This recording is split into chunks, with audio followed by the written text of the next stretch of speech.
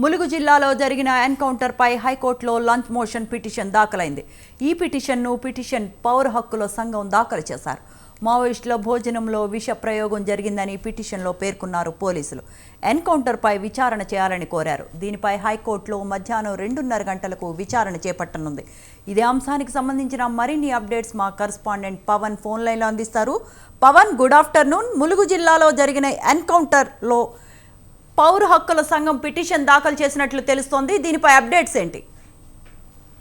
ఏటూరు నాగారంలో encounter పైన హైకోర్టులో lunch motion petition కూడా దాఖలు చేశారు. అయితే 2:30 గంటలకు ఒక లంచ్ మోషన్ పిటిషన్ పైన కూడా వాదనలు కొనసాగే అవకాశం కూడా ఉంటుంది.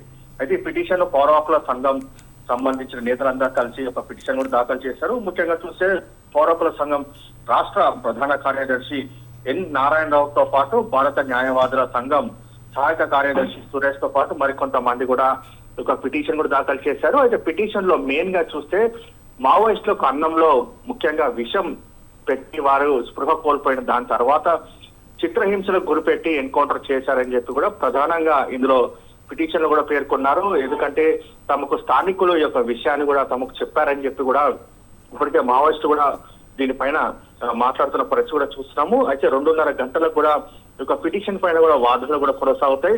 ఈ యొక్క వాదనలు చూస్తే ఎలాంటి అంశాలు ప్రధానంగా ఈ యొక్క వాదనలు కొనసాగుతాయి అనేది మాత్రము వేచి చూడాల్సిన పరిస్థితి కూడా కనిపిస్తుంది.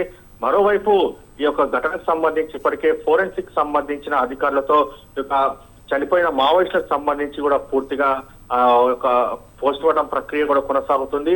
మొత్తానికి చూస్తే 2:30 గంటలకు కూడా ఒక పిటిషన్ పైన లంచ్ మోషన్ పిటిషన్ పైన వాదనలు కొనసాగుతాయి. దాని తర్వాత పోలీసులకు కూడా కౌంటర్ దాఖలు చేయాలని చెప్పి కూడా కోర్టు ఆదేశాలు ఇచ్చే అవకాశం కూడా చాలా స్పష్టంగా కనిపిస్తుంది. అయితే దీనిపైన కోర్టు మాత్రం ఎలాంటి డిసిషన్ తీసుకుంటుందో అనేది మాత్రము వేచి చూడాల్సిన పరిస్థితి కూడా కనిపిస్తుంది. Right, thank you.